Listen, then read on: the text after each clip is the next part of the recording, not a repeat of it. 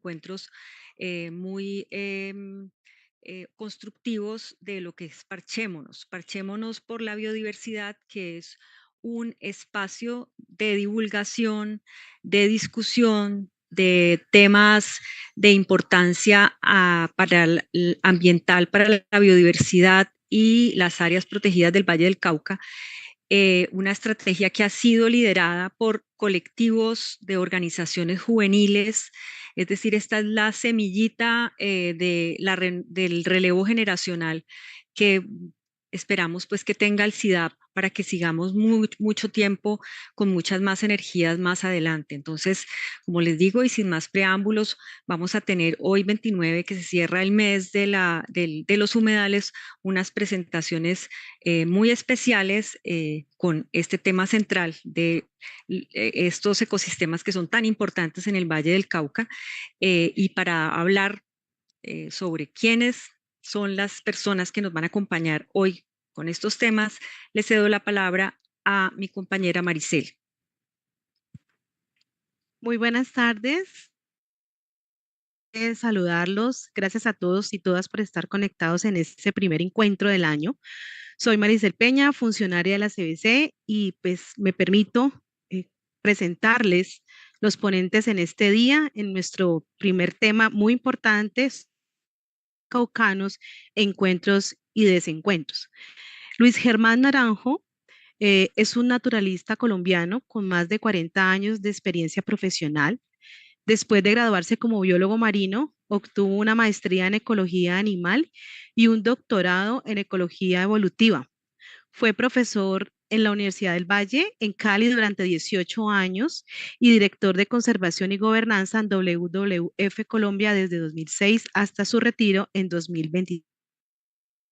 Naranjo es un reconocido ornitólogo y divulgador científico, miembro correspondiente de la Academia Colombiana de Ciencias Exactas, Físicas y Naturales. Doctor Naranjo será nuestro primer ponente en este día. Vamos a presentar nuestra segunda ponente, por favor. Es tan amable para avanzar en la presentación.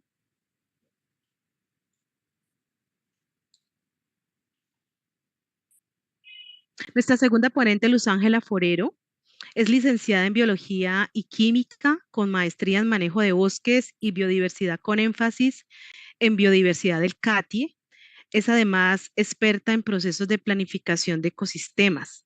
Luz Ángela hace parte de la organización Corporación para la Gestión Ambiental Biodiversa, a través de la cual han acompañado la formulación participativa de planes de manejo de varios humedales urbanos en el municipio de Cali.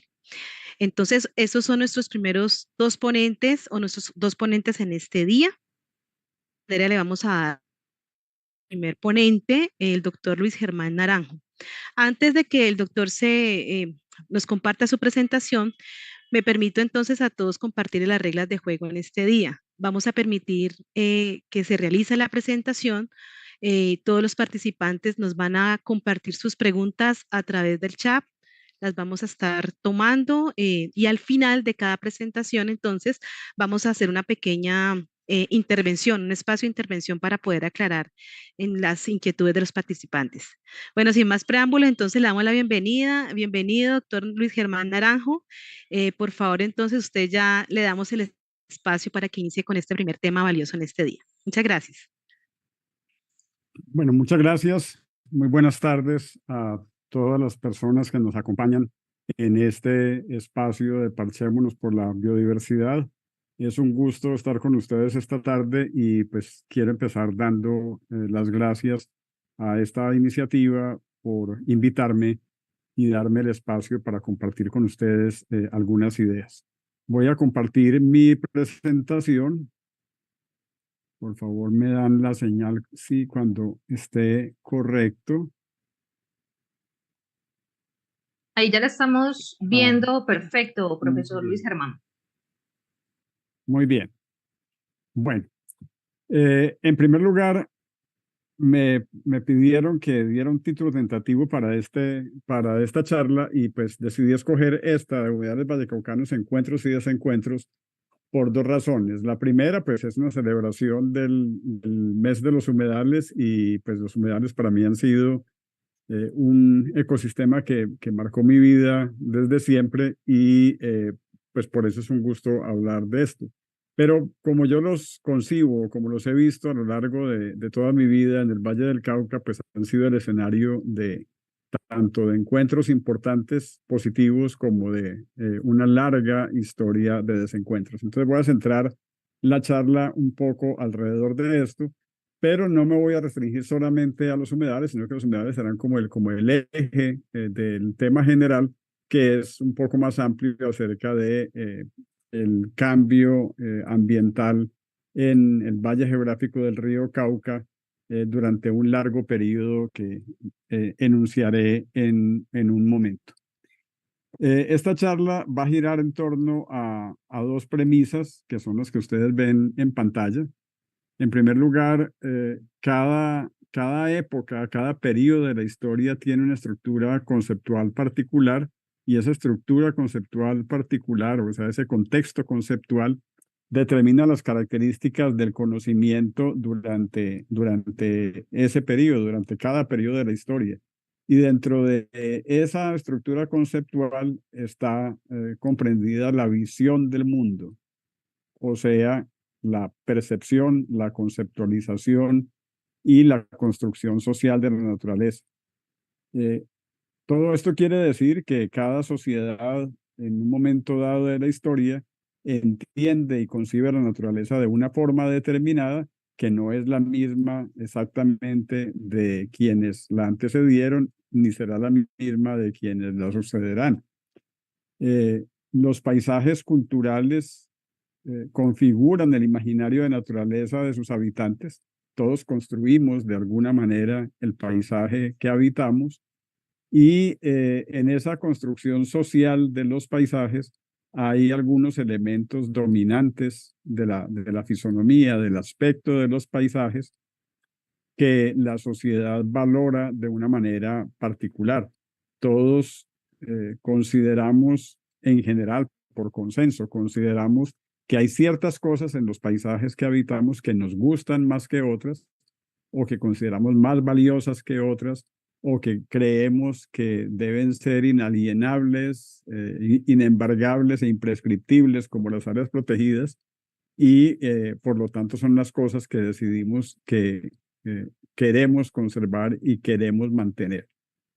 Hay cosas que nos duelen menos tal vez, o a las que les prestamos un poco menos de atención, y precisamente por eso vamos transformando el paisaje de una manera a veces imperceptible, muchas veces bastante perceptible, precisamente porque no valoramos de igual manera todos los atributos del paisaje. Entonces, alrededor de esos dos principios, digamos, voy a conversar durante los próximos minutos.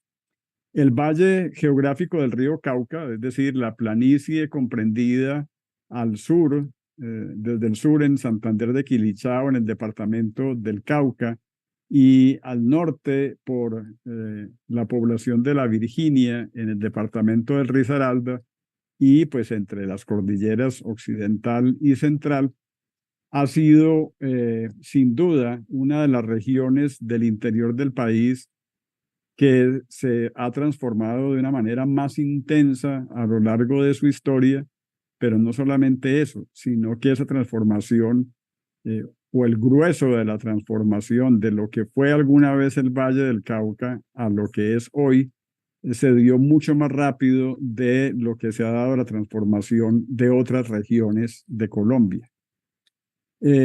Curiosamente, y a pesar de esa transformación tan rápida que ha tenido la planicie del Alto Valle del río Cauca, esta región ha sido precisamente una de las regiones pioneras en el surgimiento de los movimientos ambientales en Colombia. En Cali y en el Valle Geográfico del río Cauca en general se han dado toda serie de actividades, iniciativas, movimientos ambientales desde muy temprano en la historia del ambientalismo nacional, y pues esto ha sido de alguna manera ignorado por la construcción del ambientalismo nacional, pero pues podemos tener la satisfacción de que a pesar de lo que hemos transformado el valle y las cosas que hemos perdido en él, pues hemos luchado fuertemente por su conservación. Pero esa transformación del paisaje vallecaucano tan rápida ha tenido varios hitos o ha tenido varios momentos particularmente importantes, y voy a resumirlos de una manera supremamente breve y esquemática para comentar lo que estuvo detrás de esto. Después de que los primeros indígenas llegaron a lo que es hoy el Valle del Cauca hace aproximadamente 8.000 años, de pronto un poco más, la configuración de los ecosistemas del Valle Geográfico no sufrió demasiadas transformaciones hasta la conquista en el siglo XVI, o por lo menos podemos presumir que la transformación no fue a gran escala. Y esa presunción se basa en que los pueblos indígenas que estaban asentados sobre la planicie, de pronto los que estaban en las laderas eran otra historia, pero los pueblos indígenas de la planicie del Alto Valle del río Cauca eran sobre todo cazadores-recolectores y posteriormente agricultores a una escala relativamente no muy grande, y por lo tanto la transformación que debieron ejercer sobre los ecosistemas de la planicie se presume que no fue demasiado grande hasta que llegaron los conquistadores en el siglo XVI. Pero cuando llegaron los conquistadores, empezó el proceso de transformación y se dio de una manera variable en el tiempo en cuanto a su intensidad. Y ese comienzo de esa transformación fue relativamente lento durante más o menos 400 años.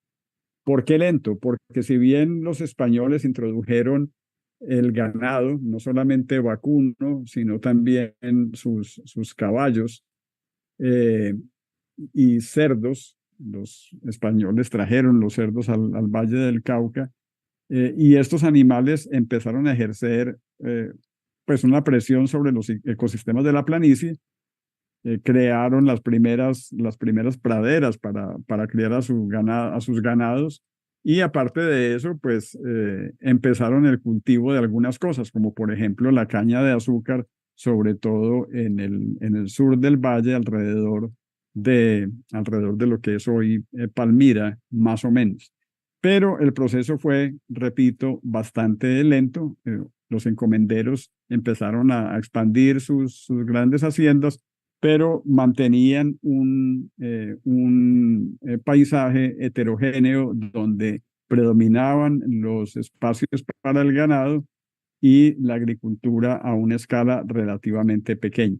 Y esto se mantuvo así muchísimo, muchísimo tiempo. Pero el gran cambio entonces se vino a dar mucho después, a partir de mediados del siglo XX, y a partir de allí, de más o menos los años 40 a 50, y de ahí en adelante, se aceleró el cambio, como vamos a ver, y el valle fue profundamente transformado. Después de esa transformación, que tomó unas pocas décadas, surgió una nueva manera de relacionarse la sociedad con su entorno, producto de muchas cosas. Por una parte, la modernización del país, pero por otra parte, los intercambios de distintos tipos de la población del Valle Geográfico con el resto del país y con el mundo. Vamos a ver algunos ejemplos de eso en un momento. Pues para ilustrar un poco lo que podía ser el valle y para que acerca de los ecosistemas y en particular de los humedales, si ustedes revisan el archivo fotográfico del Valle del Cauca, disponible online, como esta que ustedes pueden apreciar acá de canoas en el río Cauca, quiero que noten dos cosas. La primera, la vegetación de las orillas en la fotografía es una vegetación pues de un rastrojo alto, digamos, pero ilustra que hasta que cuando ya existía la fotografía, o sea, estamos hablando comienzos del siglo XX aquí, todavía había bosques en las orillas del río Cauca. Y la segunda cosa que quiero que noten son las canoas. Las canoas son canoas de tronco, o sea, troncos vaciados. Hoy en día las canoas que ustedes pueden ver en distintas partes a lo largo del río Cauca son canoas hechas de tablas, y son hechas de tablas fundamentalmente porque ya no hay árboles lo suficientemente grandes como para poder darse el lujo de vaciarlos para hacer canoas. Esto nos ilustra, nos da una primera pista de lo que pudieron haber sido las primeras transformaciones, la pérdida de coberturas boscosas en la planicie. Como comentaban los cronistas, algunos cronistas que pasaron por acá, como Pedro Cieza de León en su famosa conquista del Perú, él pasó subiendo desde el sur, pasó por Cali y subió a lo largo del valle del río Cauca. Él decía que todas estas provincias y regiones son muy fértiles y a una parte y a otra hay grandes espesuras de montañas, de cañaverales y de otras malezas. Como estos cañaverales que he dicho sean tan cerrados y espesos que si un hombre no supiese, la tierra se perdería por ellos. Entre ellos hay muchas y muy altas ceibas, no poco anchas y de muchas ramas, y otros árboles de diversas maneras. Quiero comentar ese párrafo brevemente porque los cañaverales a los que se refiere Cieza de León son guaduales en realidad, y pues los cronistas, casi sin excepción, comentan siempre sobre los extensos guaduales en distintas regiones de Colombia, pero pues aquí estamos hablando de la planicie del río Cauca y pues podemos imaginarnos la red hidrográfica, la red de afluentes del río Cauca cubiertos en sus orillas de guaduales y pues seguramente bosques de galería. Cieza de León menciona algo más de eso en el siguiente párrafo, como pueden ver, se refiere a los alrededores de Cali llenos de muchas espesuras y florestas, y menciona aquí, dice, pasado este río se camina por grandes llanos de campaña, en aquestas vegas tienen los españoles sus estancias o granjas, donde están sus criados para entender en sus haciendas. Ahí está la primera transformación a la que me refería yo antes. Empezaron a abrir sus pasturas para sus ganados y esa apertura determinó la deforestación de lo que era antes seguramente una cobertura boscosa prácticamente entera a lo largo de todo el valle. Esta imagen es una imagen también del archivo fotográfico de comienzos del siglo XX. Y aquí hay un par de cosas muy notables en la imagen. La primera, miren ustedes las dimensiones de estas balsas de guadua. Esto todavía se puede ver en alguna escala de pronto, pero pues había un intenso comercio de guadua y productos forestales en algunos puntos. Esta foto es en el puerto de Juanchito.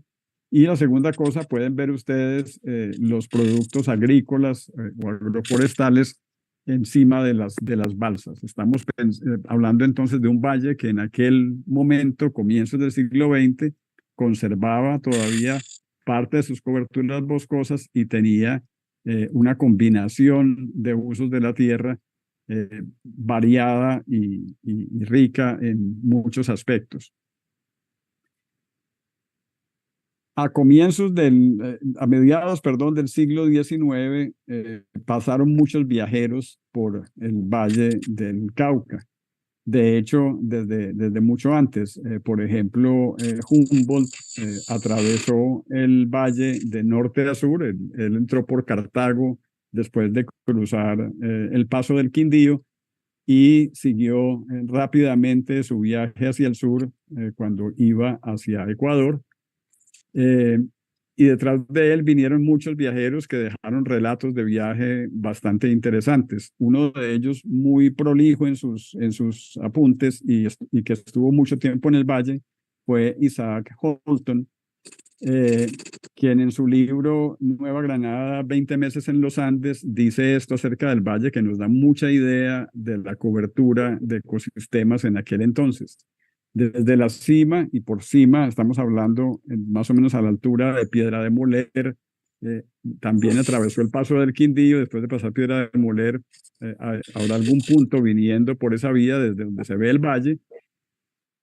Encima tuve por primera vez una vista panorámica del Valle del Cauca. No creo que haya un espectáculo más hermoso que esta vista del Valle del Cauca rodeado todavía por las ásperas montañas del Quindío, mientras que en la distancia se divisan las de Caldas que posiblemente no cruzaré nunca.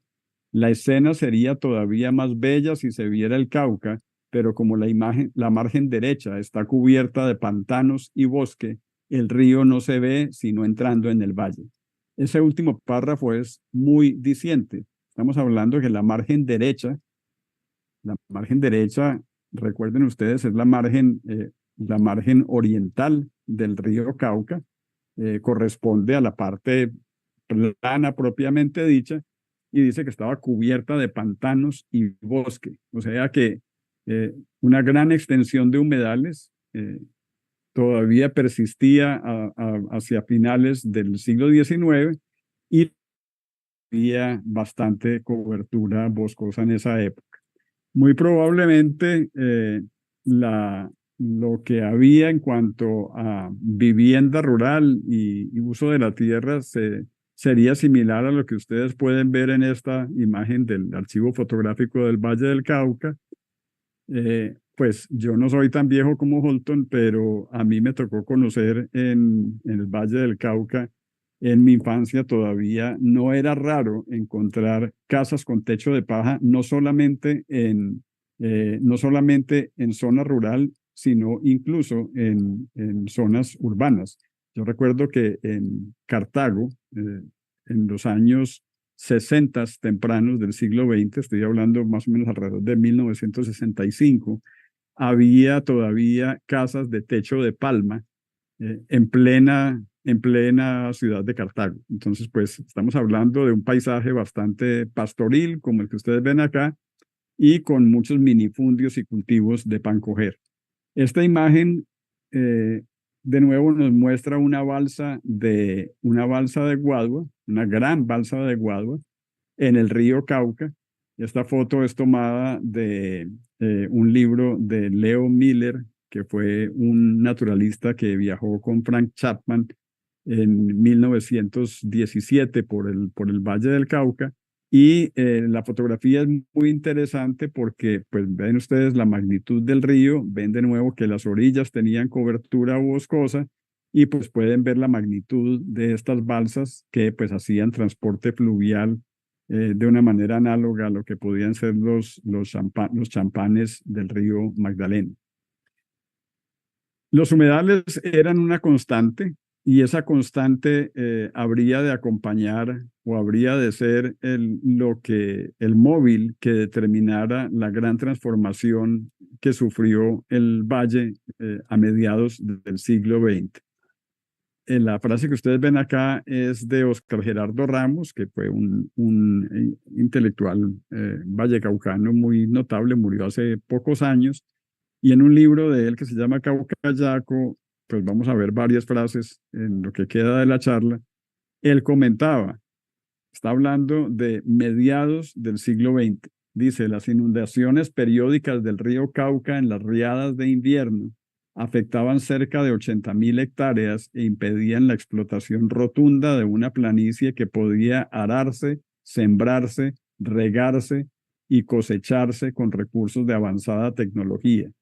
Gran reto era dominar al Cauca, habiendo ya instrumentos para ello. Esta frase nos da un contexto bien interesante porque nos está mostrando no solamente lo que era todavía la cobertura de los ecosistemas de la planicie del río Cauca a mediados del siglo XX, sino que nos dice también cuál era el clima de la sociedad, cuál era el imaginario en construcción acerca de naturaleza para esta planicie. Ya había quienes estaban pensando en transformarlo, había quienes estaban pensando en el potencial que tenía para la economía regional y nacional, y pues estos fueron básicamente los motores de este cambio. Si tienen curiosidad de saber esta foto, a qué corresponde, es la carretera central de el valle, a la altura de, mejor dicho, es lo que sería más o menos hoy en día la recta Cali-Palmira. Y pues la fotografía creo que ilustra muy bien la frase de Oscar Gerardo Ramos. Está bastante inundada la vía. En aquel entonces las inundaciones eran un serio problema para la gente en muchos sentidos. Esta foto me quedó fuera de lugar, pero es de unos años antes. Esta foto es de la misma época de la foto de Miller que mostré antes con la última balsa de Guadua que les mostré. Es el vapor Sucre en el Cauca. El Cauca tuvo navegación en barcos a vapor desde Cartago hasta Juanchito. Y estos barcos a vapor se alimentaban con leña. Ustedes pueden ver en la cubierta del barco los montones de leña para las calderas de vapor del barco. Y esa leña era provista obviamente por los bosques de las orillas, que los pueden apreciar también en la foto. Esa navegación se dio hasta comienzos del siglo XX, cuando Chapman y Miller pasaron por aquí. De hecho, viajaron en vapor desde Juanchito hasta Cartago, y pues todavía estaba en pleno auge este tipo de medio de transporte, porque si bien existía ya un carreteable entre Cali y Cartago, ese carreteable era más una trocha que otra cosa, todavía a comienzos del siglo XX, en gran parte por las inclemencias del tiempo, pues por el invierno y por las inundaciones. La gran transformación empieza alrededor de los años 50. Más adelante voy a mencionar algo que antecedió a esta transformación, pero podemos decir que entre el 50 y el 60 se enmarca, digamos, el cambio de actitud de la sociedad vallecaucana frente a su ambiente, y empieza a diseñar lo que sería el valle agroindustrial que conocemos. Oscar Gerardo Ramos dice: se consolida la tecnificación de la agricultura, se afianza la producción azucarera, se impulsan cultivos comerciales de arroz, algodón, maíz, frijol, se empiezan a aprovechar los ricos depósitos de agua subterránea mediante perforación de pozos, se sistematizan los riegos, se utilizaron semillas mejoradas, abonos, pesticidas, se promocionan las siembras de ajonjolí y soya con destino a los procesadores de alimentos. También las ganaderías mejoran sus razas y se instauran hatos lecheros. Se intensifica la producción tecnificada de aves de corral y huevos en granjas avícolas. Como ven, en esta década hubo podríamos decir, una explosión de interés agroindustrial en la región. Empezó el gran cambio y empezó sobre todo la visión de que el valle era una de las tierras más ricas y más fértiles de Colombia. Esa visión había empezado más o menos en 1930, cuando vino una misión norteamericana, la misión Chardón, llegó en 1930 aquí, y Chardón, que era una persona muy conocedora del cultivo de la caña de azúcar, se escandalizó de ver que el Valle del Cauca era prácticamente un gran potrero lleno de vacas, siendo una tierra tan rica, tan fértil, con tal potencial agrícola, y desde ahí se empezó a pensar en la diversificación del uso de la tierra.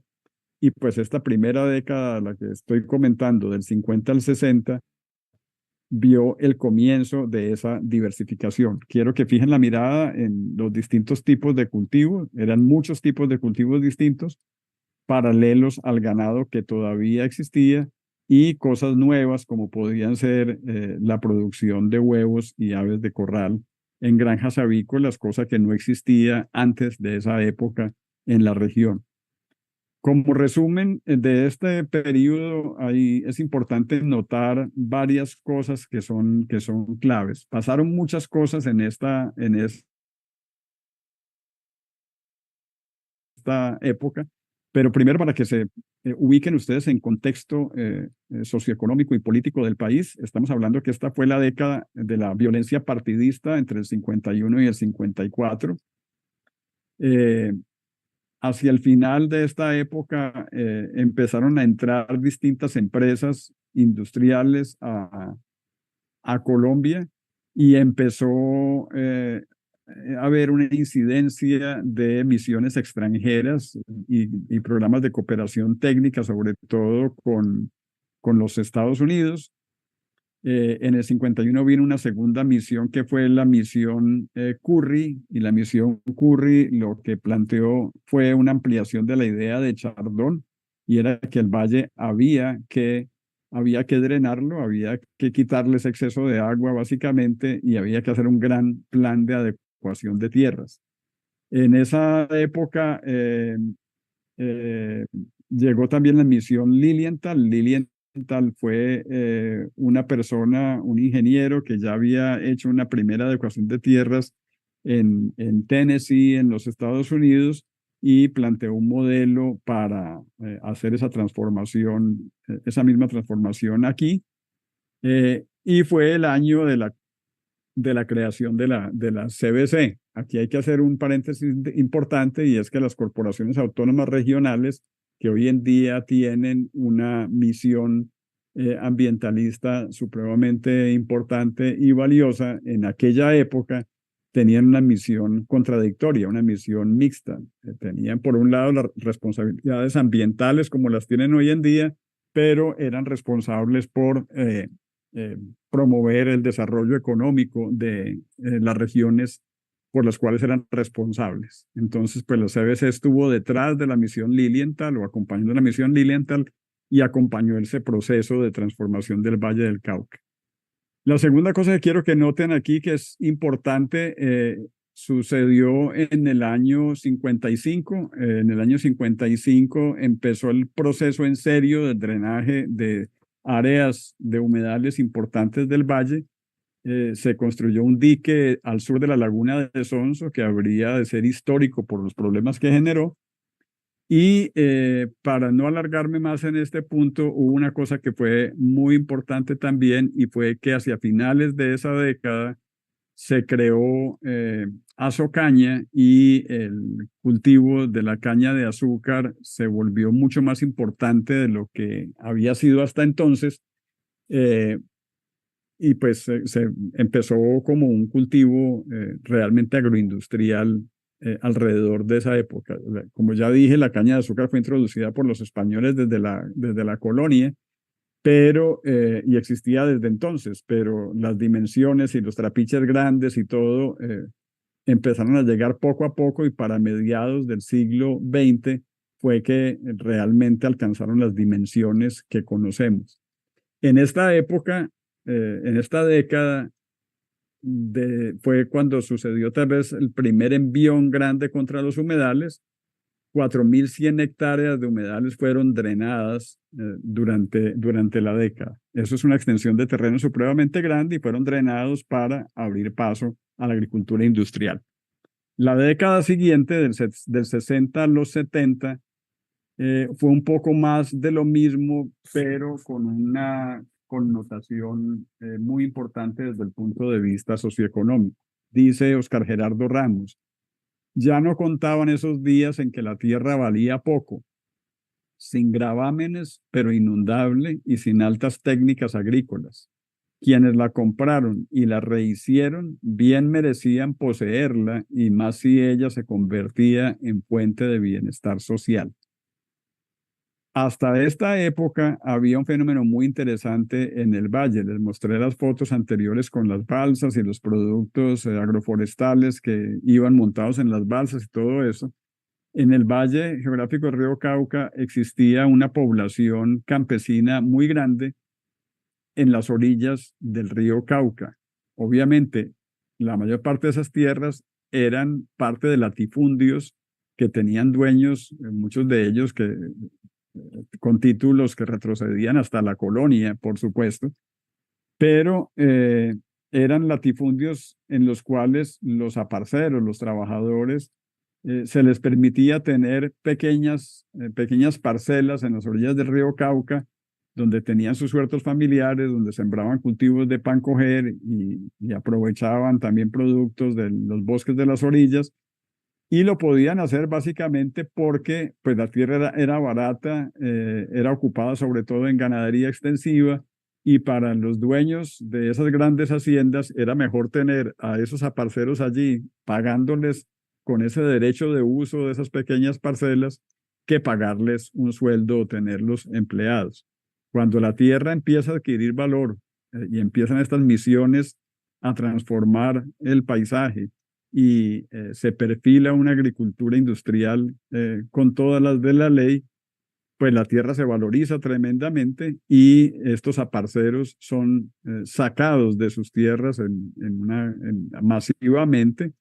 Se ven obligados a irse para los cascos urbanos y entran a engrosar las filas, digamos, de los trabajadores de los ingenios azucareros y de las grandes haciendas. O sea que aquí hay un cambio también en la estructura social y económica del departamento que está detrás de buena parte de la transformación de los ecosistemas. El resumen de la década, como lo ven acá, tiene otra serie de factores. Fue el periodo del gobierno del Frente Nacional. Tuvo como un evento muy importante desde el punto de vista de la agricultura, el plan azucarero de la Sociedad de Agricultores Colombianos. Por esta época hubo una gran cantidad de activismo también obrero en muchos frentes. Se creó la Asociación Nacional de Usuarios Campesinos, se inició la lucha por la recuperación ecológica de la laguna de Sonso, porque en esta década también se cerró la compuerta entre la laguna de Sonso y el río Cauca, también parte del plan de adecuación de tierras, y continuó el drenaje de los humedales. Fíjense que tenemos prácticamente el doble de lo que se transformó en la década anterior, lo tenemos aquí, 7.841 hectáreas de humedales fueron drenados o desecados entre 1961 y 1970. ¿Qué había detrás de todo esto? ¿Cómo era el contexto de la población del Valle del Cauca? También para entenderlo hay que ver una transformación importante que estaba teniendo lugar. Miren ustedes en esta gráfica, esto es tomado de los anuarios estadísticos del Valle del Cauca para este periodo. Entre 1935 y 1975 tenemos el cambio de la población urbana versus el cambio de la población rural. La población rural creció un poquitico entre el 40 y el 50 y se estabilizó, mientras que la población urbana incrementó casi que exponencialmente durante el mismo periodo. Lo que tenemos aquí básicamente es el cambio de una sociedad mayoritariamente rural en 1940 a una sociedad mayor urbana. Entonces, del Cauca es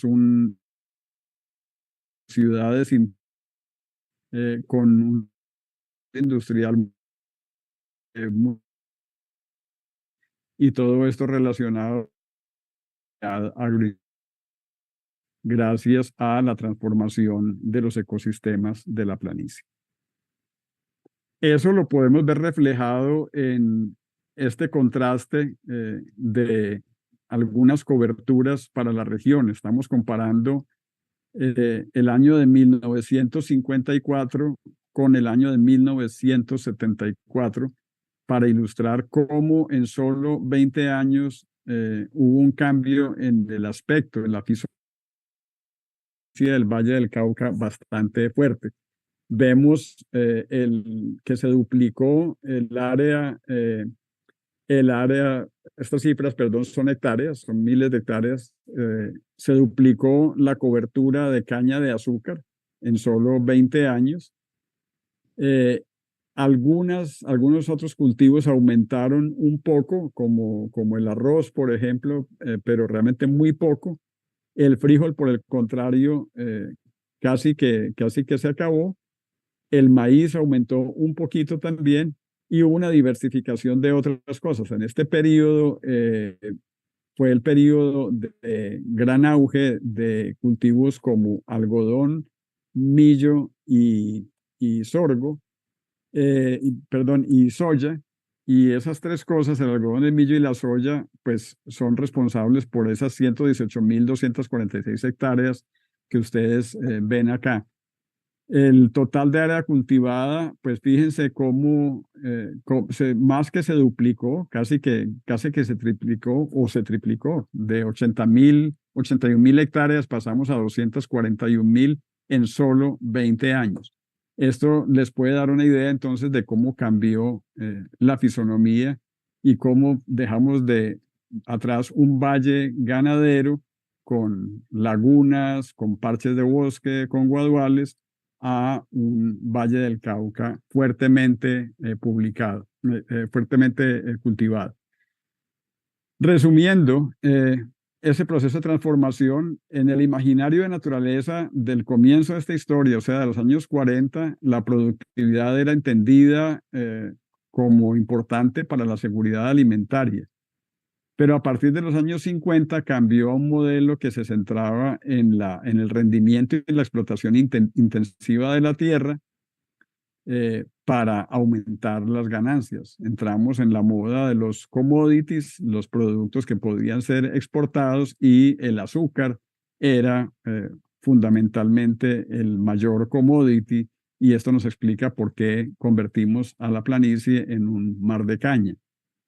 En el imaginario de la burguesía vallecaucana de esta época, de este periodo de los años 50 y 60, convergió la concentración de la tenencia de la tierra. Pues eso no era nuevo, ¿no? Eso venía venía como herencia de la visión vallecaucana tradicional, pero convergió con la acumulación de riqueza propia de un modelo capitalista liberal, y con la convicción de que lo más importante era una naturaleza domesticada, aprovechando la tecnología que ya existía, como les leí en una frase anteriormente, en una frase de Óscar Gerardo Ramos. Entonces tenemos un cambio radical en la naturaleza vallecaucana, ocasionado sobre todo con el surgimiento de una clase industrial asociada a la burguesía agrícola emergente, y pues reemplazando en gran medida a una sociedad terrateniente tradicional de la región, que estuvo alguna vez dedicada mayoritariamente a la ganadería. Y esto lo pueden ver ustedes en estas dos figuras. En la de la izquierda ven el cambio de cobertura, el cambio de área, bueno, está expresada en plazas, entre los años 50 y 75, de lo que era caña para azúcar en azul oscuro en la gráfica, y caña para panela, lo que está en lila. Se ve como claramente a partir de 1960 decreció la caña panelera y se dedicó el cultivo a la caña para azúcar, lo cual coincide pues con los modelos de exportación vigentes en la nueva manera de ver el mercado de la agricultura. Y para el mismo periodo pueden ver ustedes lo que estaba sucediendo con la ganadería. Para el año 1950, la población ganadera, el número de cabezas de ganado vacuno en el Valle del Cauca era de 1.200.000 cabezas, y pues esto cayó a menos de la mitad en 1958 y siguió descendiendo hacia comienzos de los 70. Yo no tengo las cifras de ahí en adelante, porque esto pues es tomado de un estudio que hicimos hace algunos años, que estaba concentrado en el periodo 1950 a 1970, pero es evidente, basta con recorrer la planicie del valle para darse cuenta que el ganado en el valle tiene una proporción mínima comparado con los cultivos, y sobre todo el cultivo de la caña de azúcar. Entonces esto muestra el contraste entre esa sociedad agroindustrial emergente versus la sociedad tradicional ganadera. Hubo un reemplazo en la forma de ver las tierras y de ver el valor y los atributos de las tierras en ese periodo. Y así desembocamos entonces en lo que todos conocemos, en un Valle del Cauca cultivado de punta a punta mayoritariamente por caña de azúcar y en un modelo que dejó atrás la bucólica y pastoril de la ganadería. Ya para terminar el recorrido del 70 al 80, Óscar Gerardo Ramos decía, se ha dado solución a los grandes problemas masivos de la inmigración, llegan las últimas multinacionales, se cambia la estructura productiva, entrando la industria manufacturera a tener el mayor peso. Mediante esfuerzo local se sustituyen mandos extranjeros por profesionales nativos, se desacelera el crecimiento, pero se mantiene a buen ritmo por encima de la explosión del crecimiento. Se establecen centros de investigación en agricultura, es decir, el valle moderno que todos conocemos, y para la última década, las dos últimas décadas del siglo XX, pues más de lo mismo. Ya no prevalece la ganadería extensiva de los hacendados del siglo XVIII, y pues dice la hegemonía azucarera de la mitad de la Santuria acompañada de una tecnificación de la llanura por otros agricultores, frijol, soya, sorgo, maíz. Es palmariamente el dominio de la industria fabril y el surgimiento del sector servicios necesario en el proceso equilibrado de una sociedad industrial. O sea, llegamos al valle que todos conocemos. Y pues quiero entonces cerrar con dos cosas. Por una parte, comentar que entonces, como resumen, que el vertiginoso cambio del paisaje en esta planicie se debió mayormente a la conjunción de una serie de factores mediados por voluntades explícitas de cambiar el status quo. Había una sociedad que estaba buscando insertarse en la economía nacional e internacional y quería hacer algo para buscar el desarrollo de la región. Esa transición, sin embargo, fue una cadena de procesos en la cual la causalidad no debe confundirse con intencionalidad. La relación entre fenómenos de distinta frecuencia contingente. Gran parte de los problemas ambientales que se han dado en el valle, por supuesto que pueden atribuirse a esta transformación del paisaje, pero no hubo una intencionalidad, digamos, en la destrucción de atributos de los ecosistemas. Si ustedes leen los gestores a los gestores de estos cambios de los años 50 y comienzos de los 60, verán que lo que tenían en mente y lo que estaban tratando de hacer era buscar el mejor desarrollo posible para la región y tratar de que el valle geográfico del río Cauca fuera un modelo para el desarrollo y el bienestar en el país. O sea que pues para entender estos procesos hay que ubicarse en el momento histórico y pues tratar de evitar el mirarlos con la óptica que tenemos hoy, a pesar de lo que hayan implicado en materia de pérdida de biodiversidad y cambios en los ecosistemas. Un datico interesante respecto a esto, estas cifras que ven acá pues son viejas ya, esto tiene 22 años, pero pues ya podemos pensar que esto está estabilizado y no hay mayores cambios desde entonces. Y pues lo que tenemos para resaltar aquí es que los cultivos son la mayor parte del área por debajo de 1.200 metros de elevación, ocupan 317.049 hectáreas versus 217.000 de pasturas, que incluso me parece bastante alta, pero pues son las zonas por Guadua son mínimas. Miren ustedes, 10.715 hectáreas de bosque, 7.249 de Guadua, o sea, son 17.000 versus estas cifras grandes que les acabo de decir. Y los humedales apenas 2.522 si le sumamos los cuerpos de agua, o sea, distintos a pantanos y ciénagas. En total tenemos alrededor de 5.000 hectáreas, lo cual es una cifra realmente irrisoria comparado con las áreas dedicadas a la agricultura industrial. Y pues la zona urbana ocupa una extensión bastante considerable, sobre todo si la comparamos con los humedales, de nuevo, ocupan un área muchísimo más extensa que el total de la cobertura de humedales en la planicie. Y termino con esta diapositiva para hablar un poquito de los encuentros después de haber contado tanto sobre los desencuentros. El imaginario de conservación en el Valle del Cauca se construyó alrededor de las grandes amenazas por sobreexplotación de la tierra, la deforestación, las quemas y la erosión.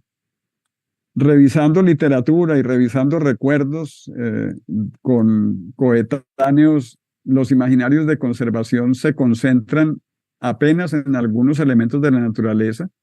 Son bastante fragmentados, o sea, es triste decirlo, pero no hay una visión realmente holística de imaginarios de conservación para la planicie del valle. Y pues eso está en concordancia con la percepción de la naturaleza como una colección de objetos. El surgimiento del pensamiento conservacionista en la región empezó después de 1970, realmente, y sin embargo, a pesar de luchas muy importantes, no alcanzó a alterar el imaginario utilitarista y productivo de naturaleza. Si ustedes revisan la historia de la lucha por los humedales del Valle del Cauca, empezada alrededor de 1967 por Aníbal Patiño y sus seguidores, y de ahí para adelante, fueron luchas supremamente importantes, con mucha visibilidad. Y a pesar de la importancia que tuvieron, no alteraron para nada el imaginario utilitarista que acabo de describir en esta charla. Y por último, pues quiero dejarles una inquietud, y es que con muy contadas excepciones, la preocupación por los ecosistemas acuáticos y por la disminución y la desaparición de especies no fueron el foco de los discursos conservacionistas. Una lucha más política que otra cosa, y es muy reciente el punto de vista, por ejemplo, del CIRAP y del CIDAP, que tienen tanto trabajo centrado en especies, por ejemplo, y en planes de manejo de especies y planes de manejo de áreas protegidas. Esas son iniciativas, históricamente hablando, muy recientes. A lo largo de la historia, esas preocupaciones no estaban muy visibles en el imaginario de los primeros conservacionistas de la región, y pues eso ayuda a explicar un poco por qué perdimos lo que hemos perdido hasta ahora. Con eso termino con esta vista de la laguna de Sonso. Esta foto es bastante viejita, tomada desde la torre de la CBC. Y pues con sáquela de una vez, porque qué tal, vea, sáquela de una vez, porque qué tal que pase venga y usted mientras saca eso de la... Kemi, te agradecemos, por favor, mutear tu teléfono, tu micrófono, por favor, gracias.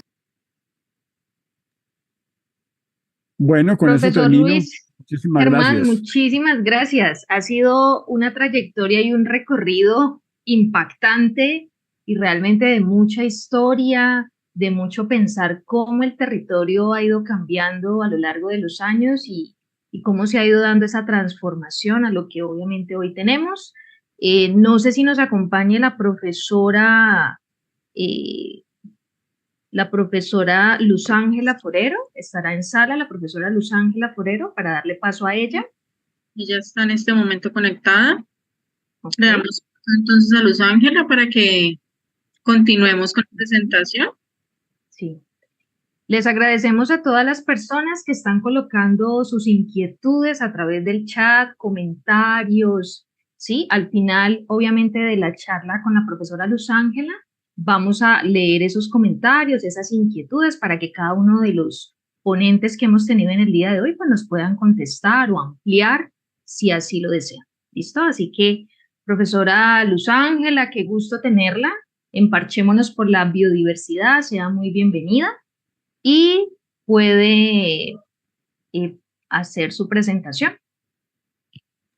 Mientras Luz Ángela se conecta, está sin micrófono Luz Ángela. Mientras Luz Ángela se conecta, les recuerdo a todos nuestros participantes que tenemos el formulario de inscripción, de registro en la charla, para que por favor lo diligencien, y hacia el final vamos a compartir el de evaluación para que nos compartan sus apreciaciones con respecto a la conferencia de hoy, a las conferencias de hoy. Damos paso entonces a Luz Ángela, bienvenida, y ya nos puedes compartir pantalla.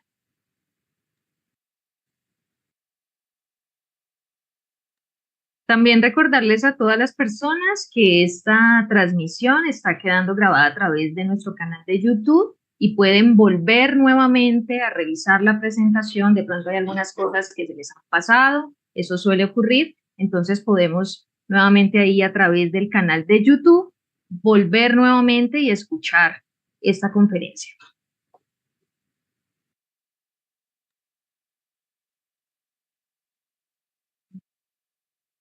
Luz Ángela nos escribe por el chat que tiene problemas con el micrófono. ¿No lo puedes activar?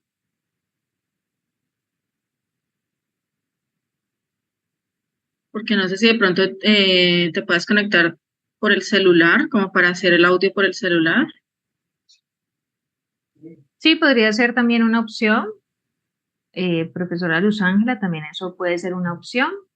Agradecemos a todas las personas que se nos han unido a través del Zoom y a través también de nuestro canal de YouTube. Muchísimas gracias. Esperamos que esta conferencia y este nuevo ciclo de Parchémonos por la Biodiversidad este año 2024 sea muy enriquecedor para cada uno de nosotros, que podamos obviamente seguir compartiendo y podamos seguir aprendiendo, que es lo más importante. Bueno, vamos a darle un momento a la profesora Luz Ángela para que se pueda acomodar un poco. Y bueno, por acá vamos leyendo algunos agradecimientos, Claudia, que nos están haciendo varios de las personas que están con nosotros. Dice, muchas gracias Isabel López por el recuento histórico al profesor Luis Germán. Muy interesante y también lamentable, dice ella.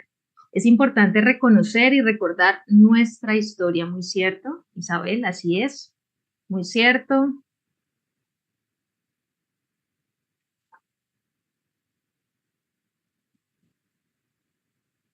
Muchas gracias a María José Romero también. Este espacio realmente es pensado para todos nosotros, para que podamos seguir educándonos en materia ambiental, podamos seguir conversando acerca de estos temas que son tan importantes y tan relevantes para nuestra región. Bueno, vamos a ver si la profesora Luz Ángela logró solucionar su problema, si necesita un poco más de espacio, y entonces si necesita un poco más de espacio, yo creo que podemos ir conversando con el profesor Luis Germán, acá a través del chat, ¿cierto? Podemos ir conversando con él acerca de lo que nos estuvieron comentando varias personas. Buenas tardes. Perfecto. Ahora sí, profesora Luz Ángela, la estamos escuchando muy bien. Bueno, voy a compartir pantalla. Perfecto, profe. Y hablar Adelante. por el celular porque no pude solucionar el problema de... Tranquila, profe, que acá nos adaptamos. Estamos en ese proceso de adaptarnos. Entonces, no se preocupe. Igual la escuchamos súper bien. Recording stopped. No sé si están viendo la presentación. No, todavía no. Vamos a... pantalla.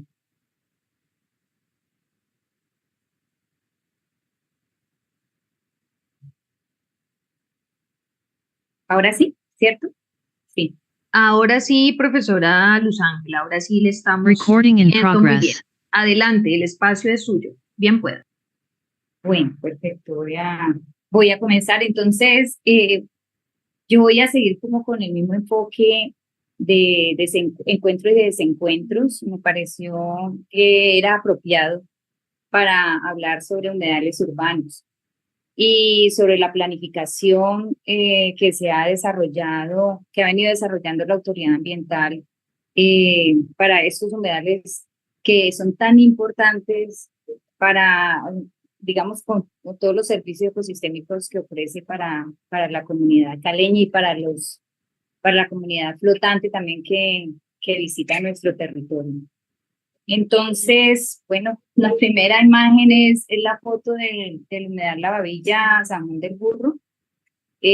Pueden observar que es un humedal que en una de sus franjas, pues la franja de protección es mínima y tiene una alta presión por la, digamos, por la zona urbana, los vehículos que transitan. Y a pesar de todo, pues es un espacio muy valorado por la comunidad y con una diversidad, una biodiversidad muy, muy interesante e importante para conservar.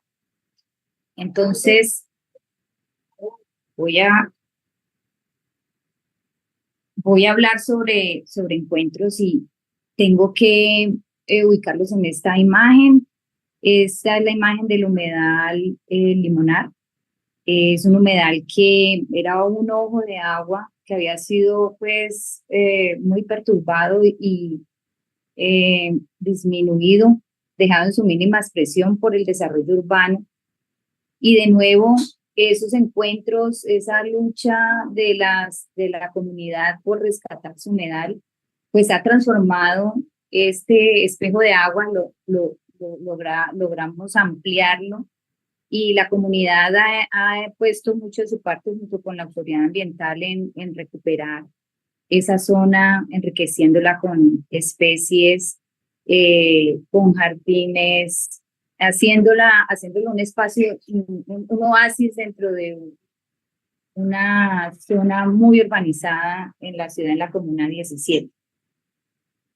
Bueno, entonces aquí no sé, la diapositiva se ve como, espero que la estén viendo bien, sí. Bueno, entonces yo tengo que partir de un proceso que inició con la conformación del diseño y la implementación de una estrategia que se llama CIMAP, que justamente se diseñó para poder garantizar gestión alrededor de la estructura ecológica principal. Entonces, el CIMAP se convirtió en una estrategia de la autoridad ambiental y de la administración municipal. Y tengo que decir que también de la CBC, porque en ese entonces la CBC estaba promoviendo que los planes de ordenamiento territorial en su actualización tuvieran en cuenta esta estructura ecológica principal y esta estrategia local como suelos de protección. Y ellos insistieron mucho en trabajar en esto. La administración municipal en ese entonces no fue sorda a estos, digamos, a estas iniciativas de la CBC y es así como el DAGMA empezó pues a trabajar en el diseño del CIMAP y para eso se alió con TNC y con Biodiversa para, a partir de una guía metodológica, se identificaran aquellas áreas estratégicas, esa estructura ecológica municipal que le dio después carne con el acuerdo del POT, del POT en el 0373 de 2014. Entonces, todo este proceso partió de un análisis, ¿cierto? De un análisis de todos los elementos que tenía el municipio, rurales y urbanos, de recoger toda esa información y a través de una metodología de planificación para áreas de conservación manejaba TNC, pues se logró diseñar, se logró identificar todos aquellos suelos de protección que eran importantes para el municipio. Y el POT recoge esta iniciativa y la incorpora dentro de este gran acuerdo, de ese acuerdo de planificación. Bueno, el Sistema Municipal de Áreas Protegidas, CIMAP del municipio de Cali, pues es el conjunto de estrategias públicas y privadas, ¿cierto? Y complementarias, con todo, con su gente, con las comunidades, con las normas, con todos los instrumentos de gestión y todos articulados en función de de un espacio en donde participan todos para garantizar pues la conservación de esta estructura ecológica. Esta estructura ecológica del municipio de Cali pues está conformada por una estructura ecológica principal que está descrita en el artículo 63 como zona de protección ambiental, pero además se define una estructura ecológica complementaria que está definida en el artículo 89, que son aquellos espacios o elementos estructurantes urbanos que pueden mejorar la conectividad de todo el municipio, porque recuerden que el municipio, casi todas sus cuencas nacen en la zona alta, en los farallones de Cali, y ellos recorren el municipio hasta llegar a conectarse con los humedales, con el río Cauca y los humedales remanentes que aún tenemos en el municipio. Y ese desarrollo urbano se ha dado juntando esa conectividad de los ríos hasta llegar al río Cauca. Tal como le explicó el profesor Naranjo, pues el desarrollo urbano, el desarrollo de los cultivos de caña y todo esto, pues fragmentaron esta conectividad a nivel de cuenca, ¿cierto? Lo que quiere la estrategia del CIMAP es volver a conectar, de alguna manera rescatar todos esos elementos, todos esos valores para volver a conectar, ¿cierto? A conectar el territorio a través de las cuencas, a través de los ecoparques, de los humedales, de todos estos elementos que conforman la estructura ecológica principal del municipio. Entonces, la estructura ecológica principal pues está definida como las áreas del SINAC, ¿cierto? En el artículo 66 hay algunas actualizaciones porque tenemos la reserva forestal de la Alvira y tenemos además una nueva área protegida, el DRMI de Pance. Entonces esto está actualizado pues como áreas del SINAC. Pero además tenemos las áreas de especial importancia ecosistémica, en donde se reconocen dos áreas protegidas de orden local, que es la Reserva de Uso Sostenible del Río Meléndez, la Reserva Municipal, la Reserva Ecológica Distrital de la Cuenca Media del Río Lili, y las otras, la zona de amortiguamiento de farallones de Cali, una zona ambiental Río Cauca, los cinturones ecológicos, y además de otras iniciativas privadas, está el recurso hídrico superficial, que incluye los humedales lóticos, los humedales lénticos, los nacimientos y sus franjas protectoras. Entonces nos vamos a enfocar ahí en ese tema de los humedales, pero además están también la zona de recarga de acuíferos en la zona rural, con un área de especial importancia ecosistémica, los ecoparques, la bandera, los písamos, las garzas, aguas de Navarro Pance y Aguacatal. Y todas aquellas zonas verdes mayores a 2 hectáreas. Entonces esas fueron definidas como áreas de especial importancia ecosistémica, suelos de protección, estructura ecológica principal del municipio.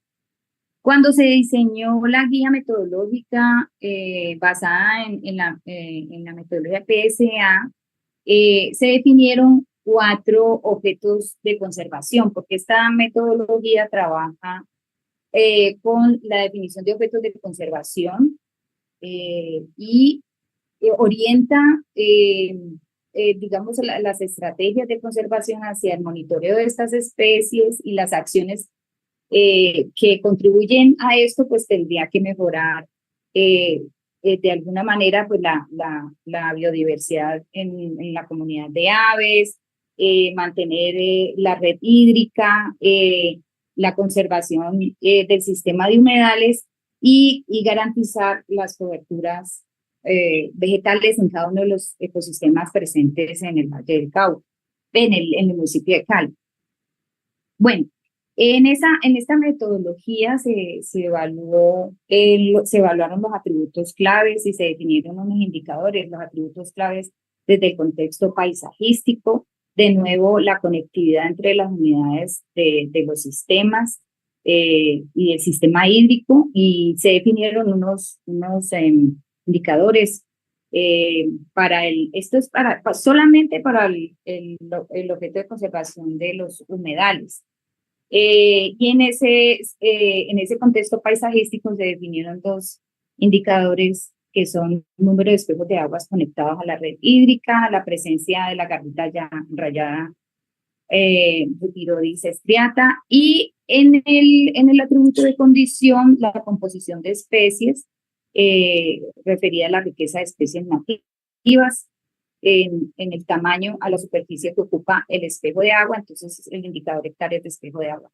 Sin embargo, yo tengo que decir que este ejercicio pues, que se hizo en el 2012, pues de alguna manera no tomó en cuenta la calidad del agua, y ahí pongo un bombillito importante porque para los índices, la calidad del agua la refirieron solamente para los ríos, pero me parece que estos son unos indicadores importantes a tener en cuenta en el monitoreo constante que se debe hacer a los humedales. Entonces estamos hablando del índice de calidad de agua como lo que podría ser un indicador importante, el BMWP, pues que es un indicador que trabaja con la composición a nivel de familias de macroinvertebrados.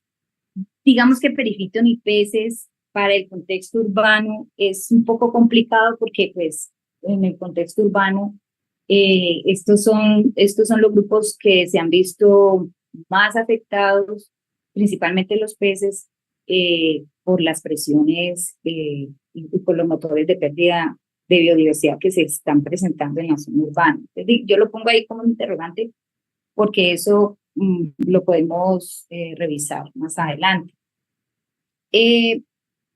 Digamos que en esos encuentros, el municipio de Cali, la autoridad ambiental, el DACMA, pues ha logrado tener un inventario de humedales, ¿cierto? Tanto en los públicos, en áreas públicas, como también en áreas privadas. Y estos están unidos a una estrategia de corredores ambientales que la autoridad ambiental controla, de alguna manera define o están debidamente delimitados para poder de alguna manera controlar la expansión urbana sobre estos espacios. ¿Cómo lo esté haciendo bien o mal? Pues eso ya es otra cosa, eso ya son los desencuentros, pero por lo pronto en lo que respecta a los 16 humedales en áreas públicas, pues la autoridad ambiental en este momento podemos decir que esos 16 humedales tienen planes de manejo, que tienen un plan de acciones específico y que la autoridad ambiental destina recursos cada año para implementar los planes de acción de estos humedales. Muchos de estos humedales desde 2007 tienen instrumentos de planificación que se han ido actualizando, que la autoridad ambiental ha ido actualizando. Bueno, entonces, haciendo como un análisis de una riqueza comparada con relación a lo que encontramos en los planes de manejo de los humedales, pues en los planes de manejo hay una actividad que es la caracterización, que resulta indispensable de hacer. Y cada uno de estos humedales, San Juan del Burro, La María, el Retiro Panamericano, todos estos que están aquí, que están en la gráfica, tienen una caracterización de la biodiversidad con respecto a las comunidades de flora, aves, mamíferos, anfibios, reptiles y peces.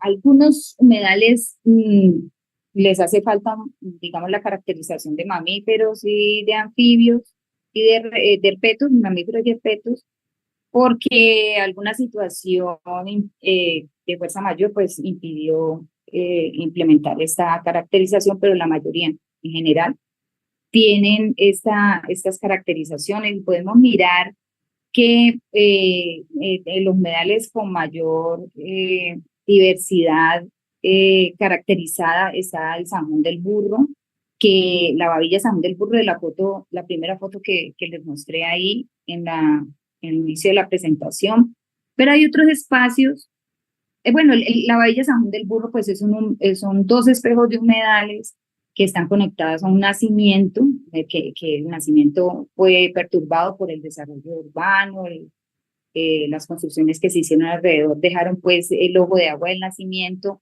y el nacimiento se conforma en una quebradita que alimenta estos dos humedales, estos dos espejos de humedal de la Babilla. Por eso hablamos de la Babilla San Juan del Burro, porque además está conectado con otra área importante que es la quebrada San Juan del Burro, que es tributaria del río Lilo.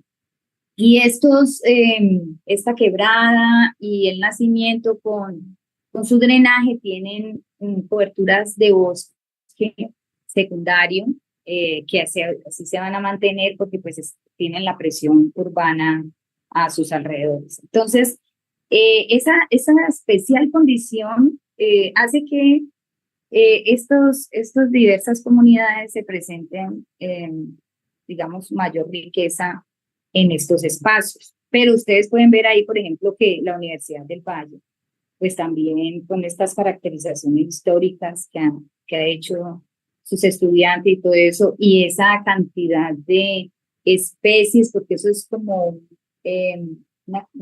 todas sembradas, ¿cierto? Pues proporciona diferentes hábitats para las especies, y por eso también tenemos esos picos de flora y aves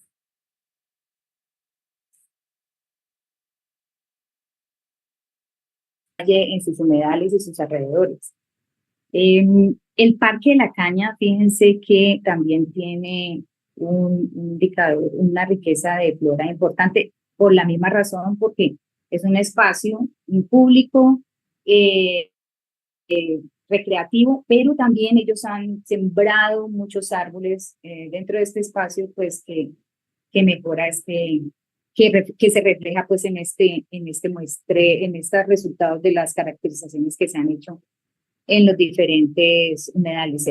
Esto es lo que aporta a todo este paisaje urbano, lo que están aportando estos humedales. Nada despreciable, ¿sí? Pero tampoco podemos dejar de lado la gobernanza, ¿cierto? Y es la gobernanza ha impulsado la conservación de estos espacios, la defensa de estos espacios. Tanto que las comunidades de los humedales de red humedal, que están levantando la mano, solicitándole a la autoridad ambiental, mire, estamos aquí, reconózcanos, queremos seguir trabajando de manera conjunta, articulada. Digamos que eso también es positivo, y son esos encuentros que se están dando que hacen que le dan más impulso a la autoridad ambiental para seguir haciendo su trabajo, ¿cierto? Pero también tenemos desencuentros en trabajo de la conservación, la contaminación de las quebradas, de los humedales con residuos plásticos, como cosa especial. En la zona urbana todavía tenemos áreas con ganadería, lecherías, que como hay pocos espacios, como son pocos espacios los públicos, estas personas de las lecherías van y llevan el ganado a los espacios públicos donde están los humedales, y esto pues es un desencuentro que se está dando ahí en estos espacios que son tan importantes y que de alguna manera inciden en la contaminación del agua.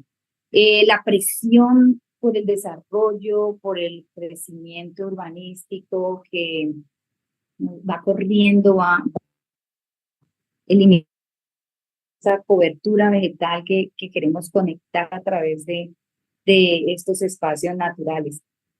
Todos estos desencuentros, pues hay que tomarlos en cuenta a la hora de planificar.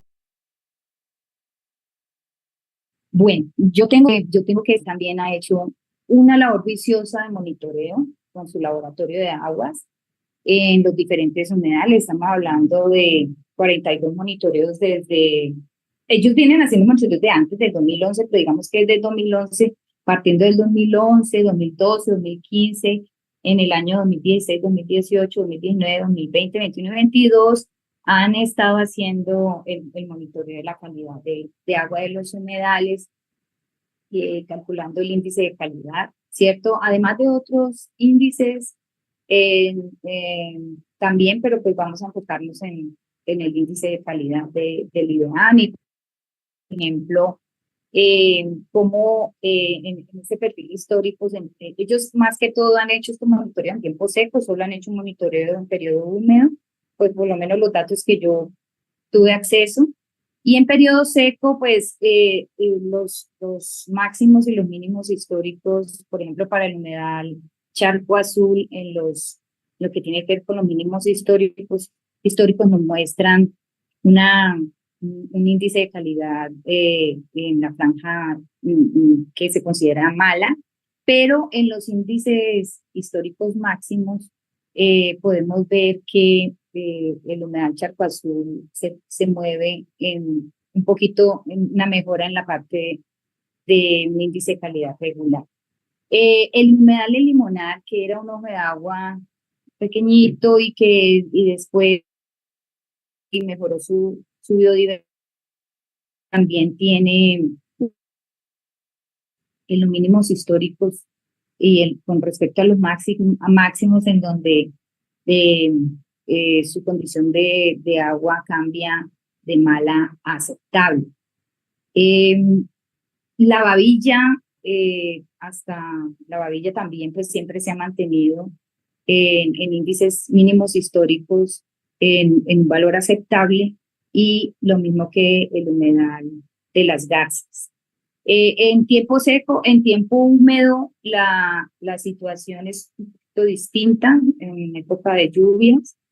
El comportamiento de lo que nos refleja el índice de calidad del agua es que para el humedal Charco Azul y el Limonar, las lluvias pueden estar afectando un poquito la calidad del agua,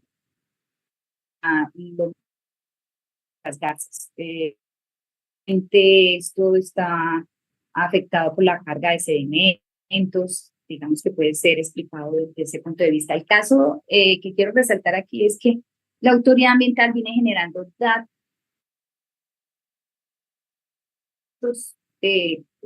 sistemáticamente de la condición de calidad de estos cuerpos de agua. Aquí solo estoy colocando Charco Azul y Limonar La Bella, pero ellos están monitoreando constantemente todos los humedales que están en espacio público. Solo como lo que le quería mostrar con relación a estos, como un ejemplo de lo que vienen haciendo.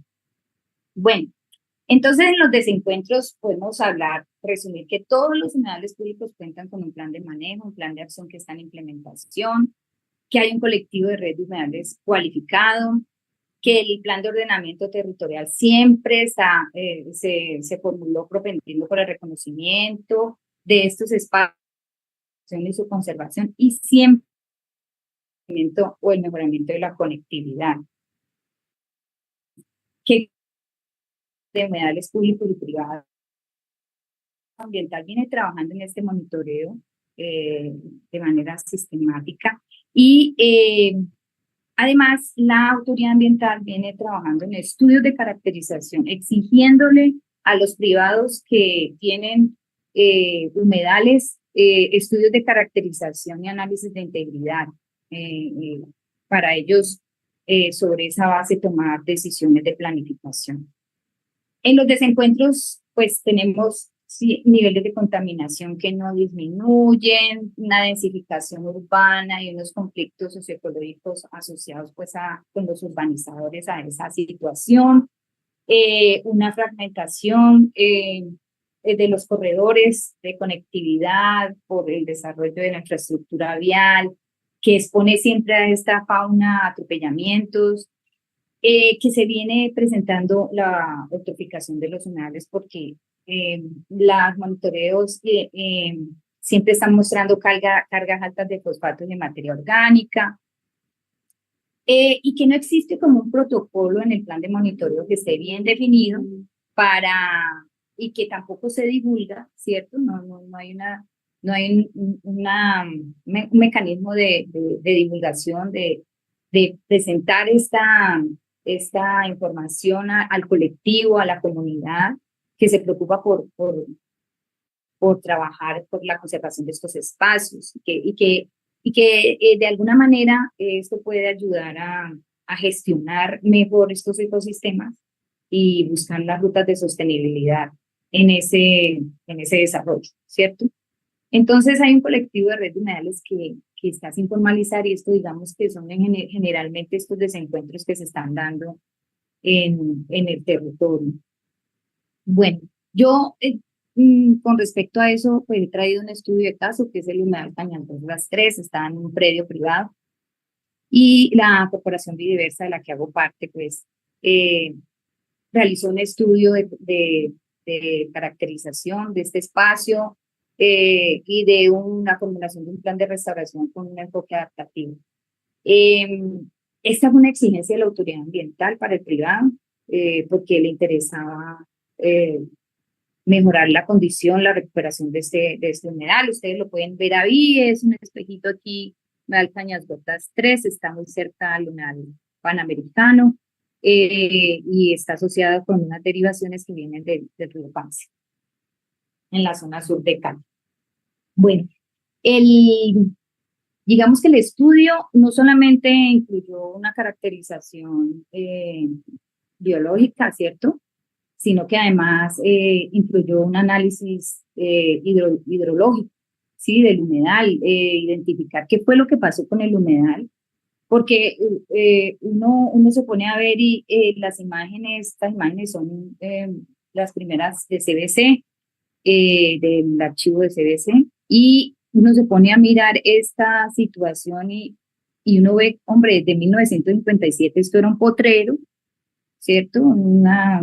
Este espacio estaba empleado para la actividad ganadera y en 1969 se mantenía igual, pero entonces el lote empezó a mantenerse como un lote de engorde para el desarrollo urbanístico, porque ustedes pueden ver aquí en el 2007 ya hay un desarrollo alrededor de ese espacio urbanístico. Entonces el señor dijo, no, yo voy a engordar el lote y voy a disponer de él más adelante cuando ya pueda negociarlo para un desarrollo urbanístico ahí. Y entonces, en el 2012, el señor un poco preocupado porque aquí como que se estaba mejorando la condición había más arbolitos y todo eso, pues entonces dijo, no, yo ahí en ese humedal yo lo voy a tapar, yo voy a empezar a tirar tierra ahí porque yo necesito más área para construcción, yo necesito que se vea eso con cobertura, pero la autoridad ambiental actúa rápidamente y se da cuenta de esta situación y le dicen, no, usted ahí no puede disponer tierra, además se lo multa, bueno, y inicia una serie de procesos jurídicos alrededor de esto, pero quien denuncia es la comunidad, porque la comunidad está atenta, reconoce a esa fecha ya se había hecho un estudio en el 2010 con el ICESI de inventario de humedales en la comuna 22, y entonces esta información quedó en el DACMA y el DACMA dijo, no, esto hace parte de la estructura ecológica principal, me da mucha pena, señor, y entonces empieza el proceso jurídico para detener esta situación. Y entonces el humedal entre el 2012 y el 2021 empieza a recuperar su cobertura, ¿cierto? Y sufre una transformación. Sin embargo, ese impacto que sucedió en el 2012, ustedes lo ven ahí y dicen, uy, no, ya en 65 años, todo porque hay humedales lénticos, humedales lóticos, indican que hay una mejora y uno creería, bueno, si yo quiero evaluar la calidad del ecosistema, voy a mirar voy a hacer un análisis de su integridad, y yo creo que con respecto a 1957 al 2021 la cosa va a haber mejorado. Pero fue tanto el impacto en el 2012 que la situación no era tan así.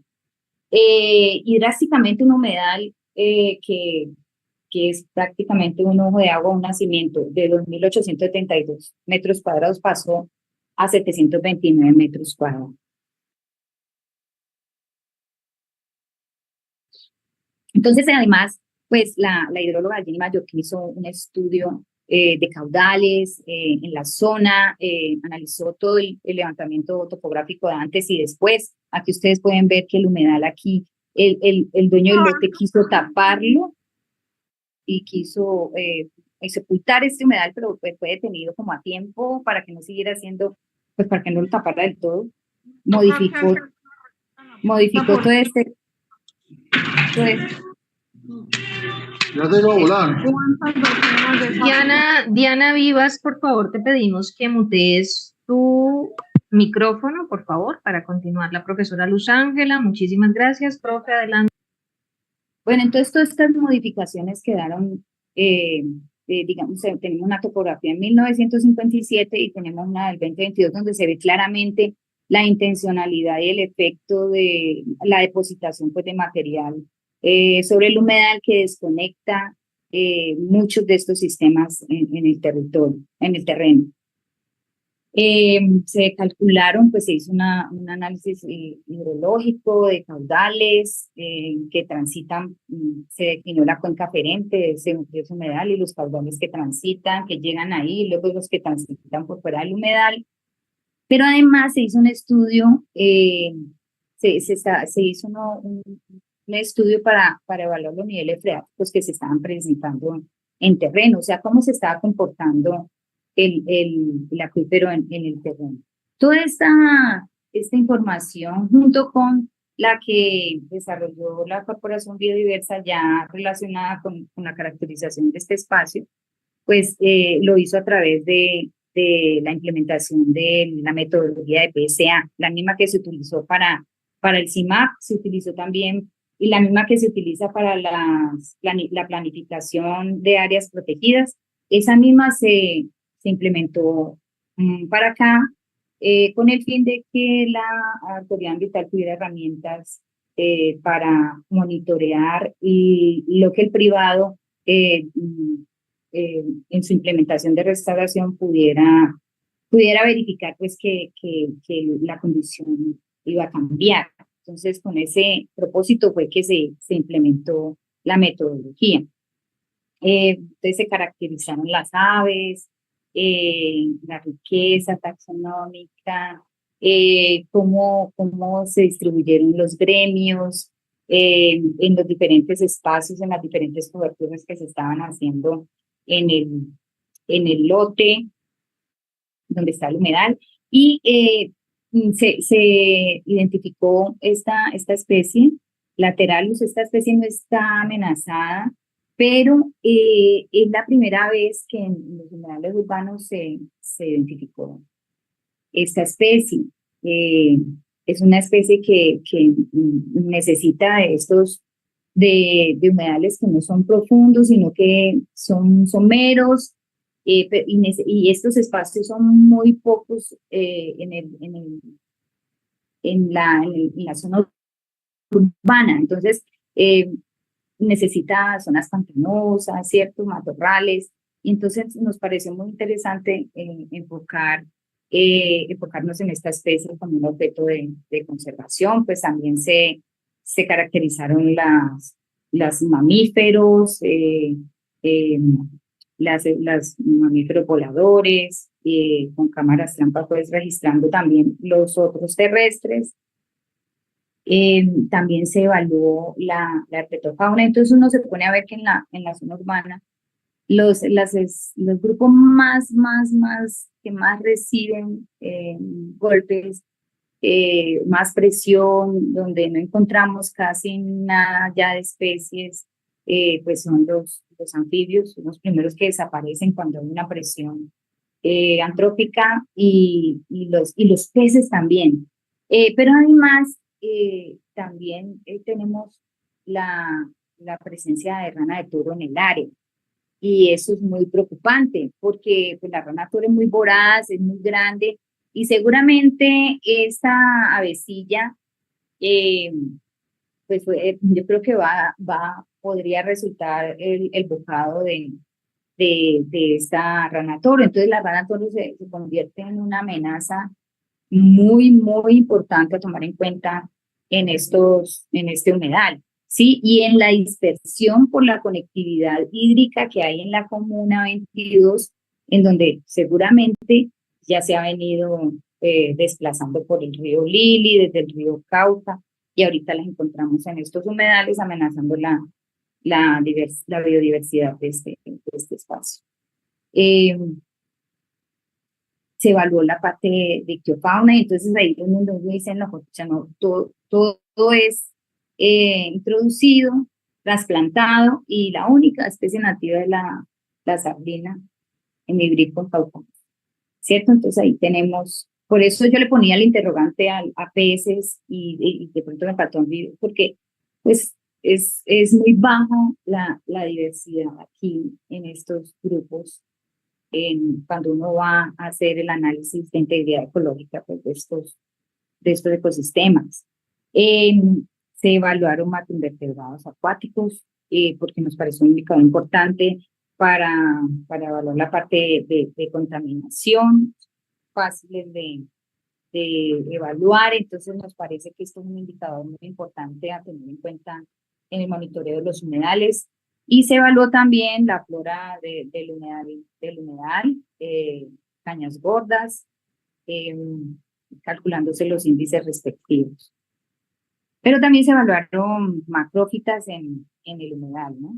También se valoraron macrófitas, se identificaron y se hizo un análisis físico-químico en el humedal. Se calcularon los índices respectivos y cuando uno se pone a mirar los índices, pues entonces uno se pone a ver que en el humedal hay dos tipos de humedales, el léntico y el lótico, y el humedal Cañas Gordas 3, que es nuestro foco, y que es alimentado por la acequia de derivación de PACE 534, ahorita no está alimentado porque está, como fue afectado, entonces ya no está conectado, pero en algún momento estuvo conectado.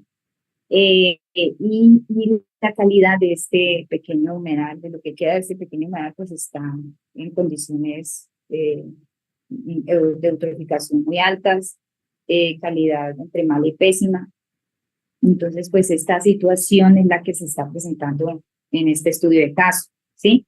En este proceso de planificación basado en PSA, pues se identificaron la presión urbanística como en la parte de evaluación ambiental, la amenaza, la ganadería, el ingreso de mascotas, ingresos de vehículos, incluso dentro del espacio, la contaminación por residuos, por sedimentos, especies invasoras, porque también encontramos este camarón rojo, no recuerdo ahora el nombre de la especie, que también es muy preocupante porque pues esta erosiona en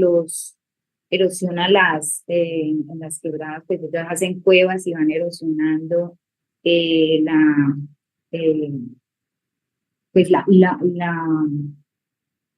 cauce del río en su lateralidad, de las quebradas, transmiten otras enfermedades, es muy invasiva y bueno, y va colonizando estos espacios y resulta que esto está conectado a través del río, a través del río Lili. El río Lili nace en el Parque Farallón, entonces se vuelve una situación que hay que controlar, ¿sí? Se hizo pues el análisis de viabilidad, que es una especie de análisis de integridad ecológica, en donde por supuesto se enfocó entre los objetos de conservación que se seleccionaron 5, las coberturas, el sistema hídrico, el gremio de especies de mamíferos terrestres dispersores, el gremio de aves frugívoras y la especie de ave que encontramos pues en este humedal. Y se evaluó desde el contexto paisajístico, desde la condición y el tamaño, y al final, pues, el estado de conservación, el análisis de integridad del humedal nos da una condición de regular, ¿cierto?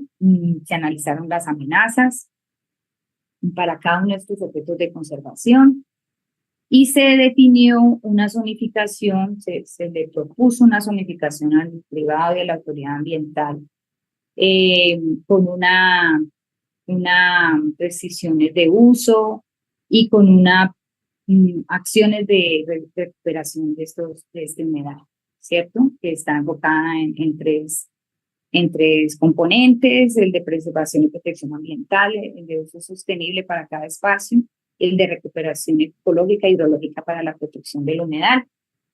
Entonces, este estudio de caso pues, nos lleva otra vez a hacer una reflexión acerca de estos encuentros y desencuentros alrededor de la planificación de los humedales. Entonces, primero, ¿qué hacer con todos esos datos generados de las caracterizaciones en los planes de manejo de los humedales urbanos que sirvan, que no solamente sirvan para implementar el plan de acción, sino para poder definir una condición que la comunidad pueda saber en qué condiciones están los humedales, partiendo de definir un valor de integridad ecológica. Entonces, ¿cómo monitorear de manera efectiva estos ecosistemas, cierto? Que permitan ese manejo óptimo y que de alguna manera eso refleje las consecuencias de la intervención humana que se hace sobre ellos, y cómo reformular una relación que asegure pues, el desarrollo de los procesos naturales de estos ecosistemas de humedal en la zona urbana, pero que exista un equilibrio en su uso y que se generen las condiciones para que siga prestando ese bienestar que la comunidad caleña encuentra cuando llega a estos espacios y los disfruta, ¿cierto? Entonces, en estas reflexiones hay que decir que pues los humedales en la ciudad pues nunca vamos a esperar una misma diversidad natural de los ecosistemas naturales prístinos, pues, o mejor conservados, ¿cierto? Porque pues en la zona urbana, pues la urbanización, todas estas alteraciones ambientales, pues cambian o expresan, o son la biodiversidad se expresa en esas condiciones. Y entonces podemos definir que lo que podemos buscar y lo que busca la autoridad ambiental es tener ecosistemas saludables, ¿cierto? Y que sigan prestando esas condiciones de bienestar, ¿sí? Entonces, hay un vacío en esas relaciones de patrones de urbanización con las interacciones ecológicas específicas que suceden en estos espacios, pero mantener la conectividad de estos ecosistemas, pues, contribuye a... Sin embargo, las amenazas como especies invasoras aprovechan esa conectividad para, si no la controlamos, si no establecemos actividades enfocadas en estas especies, pues no vamos a mejorar no vamos a conseguir estándares saludables de estos ecosistemas en la zona urbana. Entonces, ya digamos que pasando a ahondar un poquito más en el tema, nosotros podríamos, mi sugerencia, pues, o la sugerencia a la red y a la autoridad ambiental es por qué no coger todos esos datos y trabajar en la integridad ecológica, en definir un valor de integridad ecológica para los humedales en la zona urbana, que trabaje con estos atributos estructurales, con estos elementos de composición, estructura y función, esta información que genera tanto en los planes de manejo como en los monitoreos que hacen los laboratorios, y con un enfoque hacia obviamente los servicios ecosistémicos que proporcionan estos humedales en la zona urbana, ¿cierto? Entonces, podemos trabajar se puede trabajar en un índice de integridad ecológica. ¿Y por qué lo digo? Porque hay esfuerzos en la Comuna 22, por ejemplo, de implementar un observatorio ambiental. Y es en este observatorio ambiental que por ahora se está diseñando para los espacios de la Comuna 22, los ecosistemas de la Comuna 22, que se puede ser expansivo para una estrategia para los otros comunas que tienen estos espacios también de humedales. Pues tener un índice de integridad que pueda ir, que la comunidad pueda ir mirando cómo cómo las acciones que viene haciendo la autoridad ambiental articulada con la comunidad pueden ir mejorando sus espacios y haciéndolos más sustentables. Hay una metodología que trabajó Coralina en el 2016 para monitoreo de humedales urbanos a partir de la integridad, el índice de integridad ecológica, que a mí me parece, yo lo traigo aquí como un ejemplo porque podríamos, yo sugiero revisar, ¿cierto? Porque pues parten desde el diseño pues de este índice que también tiene un enfoque de manejo adaptativo.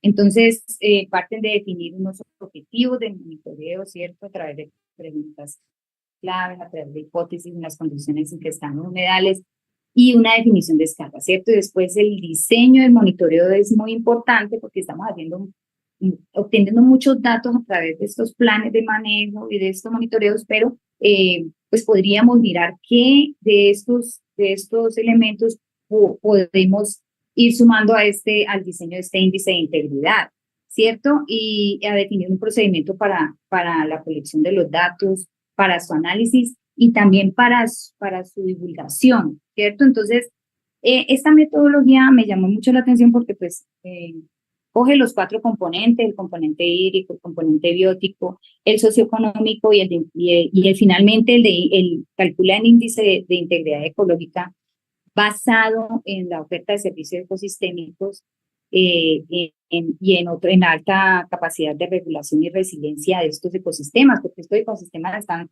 todo el tiempo sometidos a perturbaciones, a presiones humanas. Entonces, es interesante cómo ellos han definido estos 4 componentes en la estructura del diseño que podríamos revisar. Hay un ejercicio de percepción de cambio en las funciones, en la oferta de los servicios ecosistémicos que ellos toman en cuenta y que evalúan y que valoran. Y hay también un ejercicio de valoración de impactos ambientales. Entonces, miren la diferencia que tiene este diseño de análisis de integridad con el que aplicamos en el estudio del caso del humedal Cañas Gordas 3. Aquí también, entonces, la función se evalúa con relación a las geoformas, al suelo, al agua, a la biodiversidad, y se valoran. Este modelo también, pues, hace una ponderación de todos estos resultados para, al final, definir un análisis de integridad ecológica, ¿cierto? Que podríamos, en el mismo espacio de la red, definir de acuerdo con la condición que se presenta en los ecosistemas en la zona urbana, porque es que pues estos humedales tienen la capacidad de recuperarse si nosotros empezamos a controlar los factores de perturbación, empezamos a restaurar esos humedales. Y esto es lo que viene haciendo la autoridad ambiental, pero ¿cómo saber si lo que viene haciendo la autoridad ambiental es correcto o está bien orientado o qué le falta? Y lo podríamos ver a través del desarrollo de un índice de integridad ecológica para estos ecosistemas en la zona urbana. Bueno, esto es el enfoque de encuentros y desencuentros que viene haciendo la autoridad con la articulación de la CBC, con la articulación de los otros actores sociales. Y pues yo soy uno de los actores sociales y lo que nosotros hacemos en cada espacio en donde vivimos es hacer una diferencia en ese espacio. La Comuna 22 viene haciendo una diferencia defendiendo sus espacios, la Comuna 17 defendiendo su humedal limonar, la Comuna 18 también con sus humedales asociados al río Meléndez. Así cada comuna viene haciendo un trabajo, haciendo la diferencia con su activismo, con su participación en estos pedacitos que finalmente conforman todo el distrito de Cali y que hoy pues se vuelve un referente, se vuelve muy importante por la propia, es porque van a llegar a un sitio en donde van a encontrar una alta diversidad de aves y todo tiene una explicación, y es porque estos encuentros y desencuentros en nuestro territorio se están dando para mejorar. Bueno, esta es mi presentación. Yo quiero agradecer su atención. Me disculpan las dificultades que tuve al principio. Y espero pues que haya contribuido a todo este encuentro, que esto deje inquietudes, que deje oportunidades y enriquezca un poquito nuestro conocimiento acerca de lo que podemos hacer en estos espacios urbanos. Muchas gracias. Muchísimas gracias, profesora Luz Ángela, muy amable también por este recorrido por los humedales de Cali. Realmente se queda uno bien sorprendido con toda este diagnóstico y esta matriz, este modelo de estudio que han estado pues implementando en Cali, que creo que es un modelo realmente de éxito.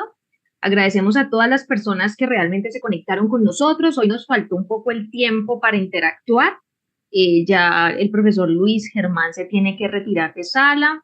Entonces, pues muchísimas gracias a la profesora Luz Ángela por todo este conocimiento, por toda esta presentación. Y nos vamos con muchas reflexiones, creo que reflexiones para llevarnos, por supuesto, para tratar de cambiar muchas cosas y para lograr realmente hacer más, ¿no? Entonces, muchísimas gracias a todas las personas que todavía están con nosotros. Hasta una próxima oportunidad. Y bueno, muy buenas tardes para todos y muchas gracias. Muchas gracias. Muchas gracias. Feliz tarde. Muchas gracias. Un gusto. Un abrazo para todos. Gracias. Gracias.